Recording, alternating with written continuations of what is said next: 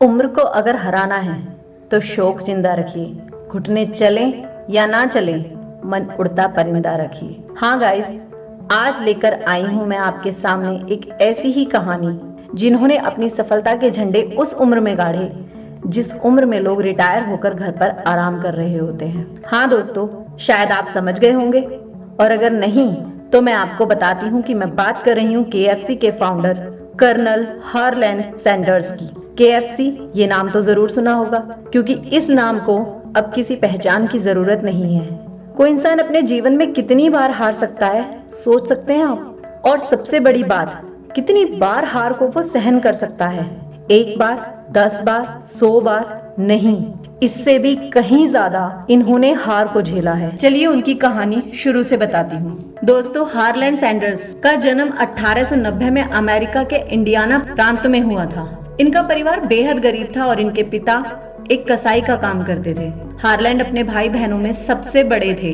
सिर्फ 5 साल की उम्र में ही किस्मत ने इनके साथ खेलना शुरू कर दिया। हाँ दोस्तों, 5 साल की उम्र में ही इनके पिता की मृत्यु हो गई, जिसके बाद से इनका बचपन छिन गया। इनकी माँ को आर्थिक तंगी की वजह से घर से बाहर काम करने जाना पड़ता था और इन्हें घर में रहकर अपने छोटे भाई बहनों की देखभाल करनी पड़ती थी। ये खुद बच्चे थे, लेकिन इन्हें अपने छोटे भाई बहनों का ध्यान एक बड़े की तरह रखना पड़ता था। और जब माँ घर काम से लौटती थी तब घर के काम में भी ये अपनी माँ की मदद करते थे, जिससे ये उम्र से पहले यानी 7 साल की उम्र में ही घर का काम सीख गए और बहुत सारी रीजनल वहाँ के डिशेस बनाना सीख गए। कुछ दिन बाद इनकी माँ ने दूसरी शादी कर ली। जो इनके स्टेप फादर थे वो इन तीनों भाई बहनों से बहुत नफरत करते थे। वो रोज इन्हें मारते, जिस बात पर रोज घर में झगड़ा होता था। इस चीज से तंग आकर सैंडर्स ने वो घर छोड़ दिया और वो वहाँ से भाग गए। लेकिन वो भाग तो गए, ये पेट है ना, इसको तो भूख लगेगी। अब वो पेट कैसे भरे, इसके लिए उन्होंने वहाँ खेतों में काम करना शुरू कर दिया। लेकिन अभी उम्र तो बहुत छोटी थी, समझदारी तो नहीं थी। इनकी हरकतों से दुखी होकर खेत के मालिक ने इन्हें उस नौकरी से हटा दिया। अभी महज 11 साल के थे और मुश्किलें इतनी, पर ये बंदा हारा नहीं। ये अगली किसी नौकरी की तलाश में घूमने लगे और 15 साल की उम्र में बस में कंडक्टर रहने लगे। जब इनका सफर वहां भी ज्यादा न चला और वो नौकरी से भी इन्हें हटा दिया गया। 16 साल की उम्र में इन्होंने आर्मी ज्वाइन कर ली, अपनी उम्र ज्यादा बताकर, जिसकी वजह से जब 17 साल में ये पता चला कि इनकी उम्र अभी आर्मी के लिए नहीं है तो इन्हें उस नौकरी से भी निकाल दिया गया।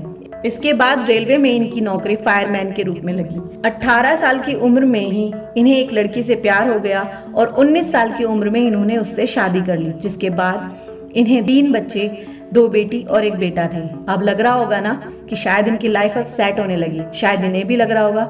लेकिन रुको रुको, अभी कहाँ, अभी और सुनो। यहाँ भी उनकी अपने साथ के कर्मचारी से किसी बात को लेकर बहस हो गई और यहाँ पर भी उन्हें नौकरी से निकाल दिया गया। अब उनकी इस नौकरी की आदत से, पैसे की तंगी की वजह से उनकी बीवी भी परेशान होकर अपने बच्चों को लेकर इन्हें छोड़कर चली गई। लेकिन ये फिर नहीं रुके और फिर नए काम की तलाश में निकल गए। इन्होंने क्या कुछ नहीं किया। इन्होंने लोगों के इंश्योरेंस किए, क्रेडिट कार्ड्स बेचे, लोहार के यहाँ पर सहायक का काम किया, टायर बेचे, लेकिन ये हर चीज में असफल होने लगे। उसके बाद वे अमेरिका के केंटकी शहर चले गए, जहाँ उन्होंने एक कार सर्विस सेंटर खोला जो कि बिल्कुल हाईवे पर था। और अब लगभग इनकी उम्र भी 40 साल की हो चुकी थी। जिस जगह पर इनका सेंटर था वहाँ अक्सर ड्राइवर्स और ये सब आते थे, तो इन्हें लगा कि क्यों ना मैं अपना जो मेरा हुनर है उससे इन्हें कुछ बनाकर खिलाऊं। और इन्होंने तब अपना चिकन बनाना वहाँ पर शुरू किया। एक छोटा सा रेस्टोरेंट खोला जिससे ये लोगों को भोजन कराने लगी। जब इनके चिकन और उसकी रेसिपी यहाँ लोगों को पसंद आने लगी तो इन्होंने यात्रियों की सलाह पर एक अपना बड़ा रेस्टोरेंट खोल दिया, और जो अब बहुत अच्छी तरह से चलने लगा था। उसकी स्पेशलिटी थी इनका चिकन मसाला और इनका फ्राइड चिकन, जिसे लोगों में बहुत पसंद किया जाने लगा। अब लोग यहाँ दूर दूर से स्पेशली इनका वो चिकन खाने के लिए आने लगे।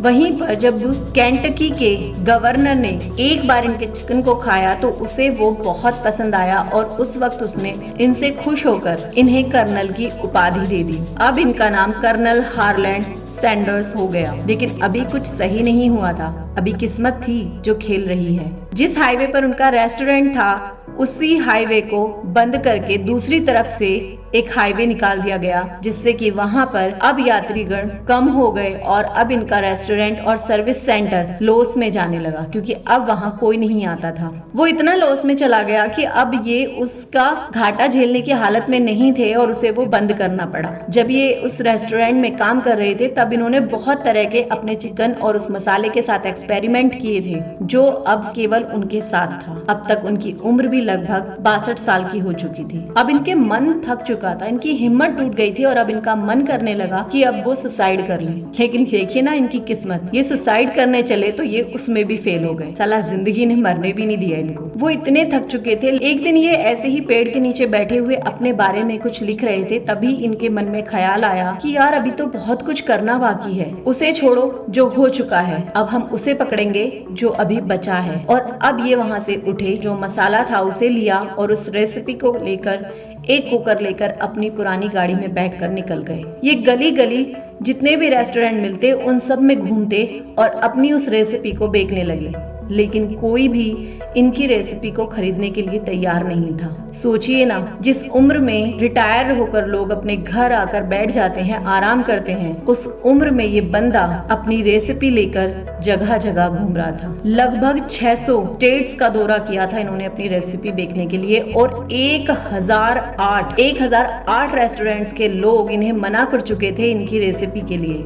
कोई देखकर मना कर देते, कोई बनवाकर देखकर मना कर देते, कोई इनकी मजाक उड़ाकर मना कर देते, लेकिन ये फिर भी नहीं हारे और 1009वीं बार जिस ये रेस्टोरेंट में गए, वहां के मालिक ने पहली बार इनकी रेसिपी को जगह दी थी और उस दिन के बाद फिर सिलसिला शुरू हुआ इनकी शोहरत। वहां रहकर इन्होंने जब KFC को रजिस्टर्ड कराया एक कंपनी के रूप में, तो लोग ने जब उस रेस्टोरेंट की ख्याति सुनी तो अब इनकी फ्रेंचाइजी लेने के लिए अलग अलग रेस्टोरेंट्स वाले आने लगे। ये उन्हें अपनी फ्रेंचाइजी बेचने लगे। आज आप सोचकर हैरानी करेंगे, इनकी वो रेसिपी जो एक जगह एक रेस्टोरेंट वाले खरीदने को तैयार नहीं था, अमेरिका में ही आज उसकी 600 फ्रेंचाइजीज हैं। 120 देशों में आज KFC फैला हुआ है। ये मेहनत उस बंदे ने की थी। 1964 में इन्होंने अपनी कंपनी को बेच दिया $2 मिलियन में अमेरिकी कंपनी को और खुद उसके आजीवन ब्रांड एम्बेसडर बन गए। आज जिंदगी से और किस्मत से लड़ते लड़ते ये इंसान 1980 को इस दुनिया को छोड़कर चला गया। जब आप और हम फेल होते हैं, एक ही बार फेल हो जाए, एक बिजनेस फेल हो जाए या एक जॉब में हमारे इंटरव्यू में ना नंबर आए, तो हमें कैसा लगता है? अब हम कुछ नहीं कर सकते, अब हम हार चुके हैं, अब हमारे पास कुछ भी नहीं है, अब दुनिया में कुछ बचा ही नहीं है, सब कुछ खत्म। तब इस बंदे को कैसा लगा हो, ये आप और हम सोच भी नहीं सकते। अगर आप भी कभी थका हुआ और हारा हुआ महसूस करें ना, तो इसकी कहानी को बार बार पढ़ना और तब तक पढ़ना जब तक मन में ये उमंग ना आ जाए कि यार अगर ये कर सकता है ना तो हम भी कर सकते हैं। इस बंदे को किस्मत ने जीते जी मारने में कसर नहीं की, सिर्फ इसलिए ताकि इसे मरकर भी वो जिंदा रख सके। Thank you.